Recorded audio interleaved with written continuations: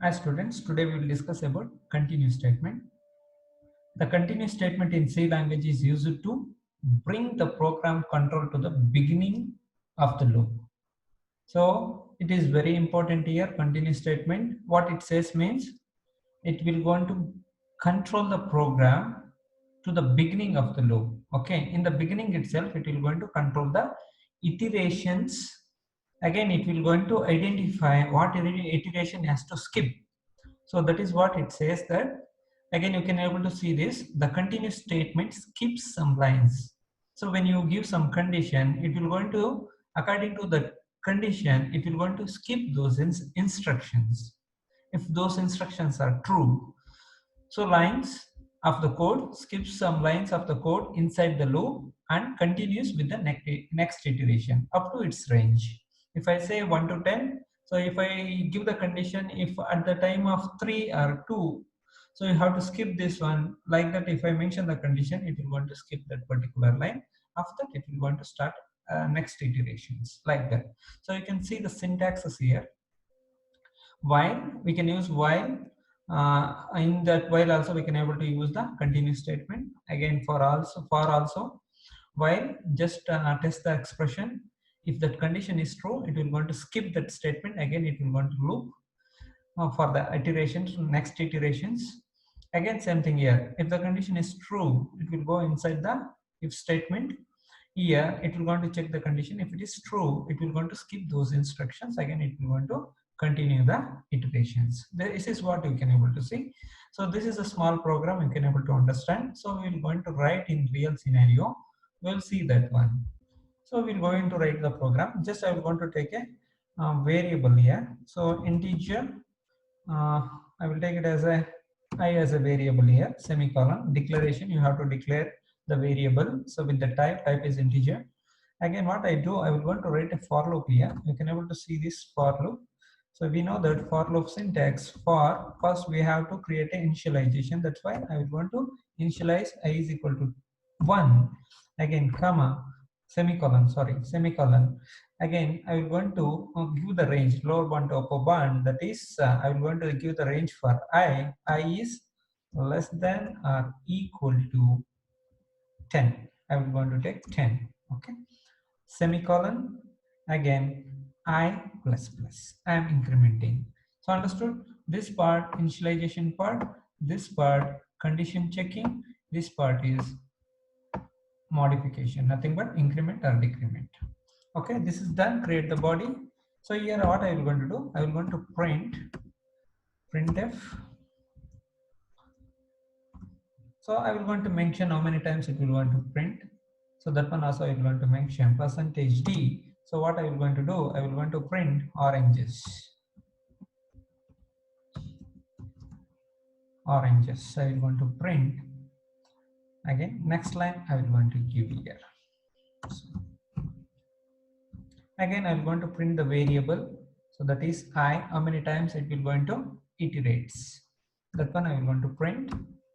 So now let's see, run this. So no errors. You see, you can able to see almost all 10 times it is printing oranges, oranges, oranges like that. Yes or not? So here, how you want to utilize the continuous statement, continue keyword. So I will want to remove this one. If when I becomes 2, I will going to skip that. Okay, so that is the reason I will want to mention the condition I is equal to 2. So if you want, you can do whatever your expression is up to your technique. Okay, so just I'm taking I is equal to 2. If I is equal to 2, so what I'm going to do, just continue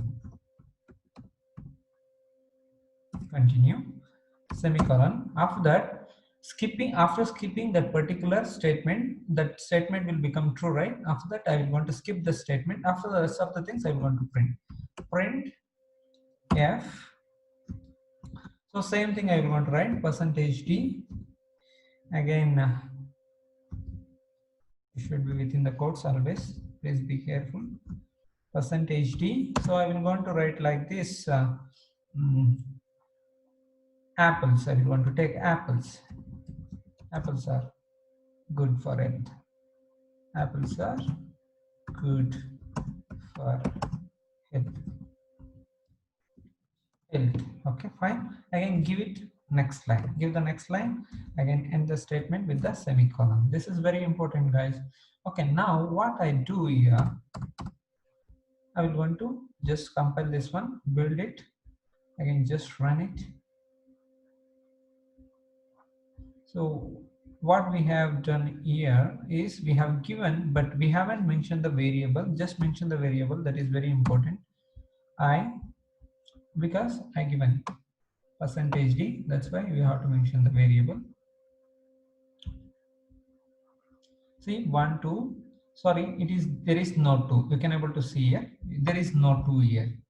Yes, it is skip that line because the condition is true. 2 equal to 2, that is true. That's why skip that. That says continuous state, that skip that line. So then rest of the things it will going to print. Again, iterations will going to complete up to the range that is equal to 10. So that's what you can able to see here. Again, I will going to mention few things, how it will going to enter the section, all those things. See, so when I is equal to 1, okay, so just I will going to take copy this line. When I is equal to 1, 1 is less than or equal to 10, so that one I will make it as entry section here. Okay, this one I will going to remove all this. I will call this one as entry section to the loop. Entry to the entry loop. Entry loop. This is entry loop. Okay, fine. So let's, I will take the tab. This is better. Entry loop. This is again. So what I will do after continuing after the iteration of all the value data. So I will want to mention one more, that is exit loop. So here just I want to copy this. I want to mention here exits the after 10 it will go into exit circle. Okay, I will going to show you that one.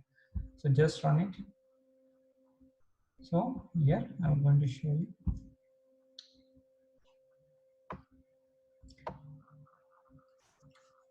So just what I do, I haven't given the next line, that's why you cannot able to see fill. So that is better now. I think it's better now. So fine. Now you can see the output very clearly. See, very simple. So when you see this one program, so when you say 1 is less than or equal to 10, that indicates it is entering into the for loop. So it is entered into the for loop.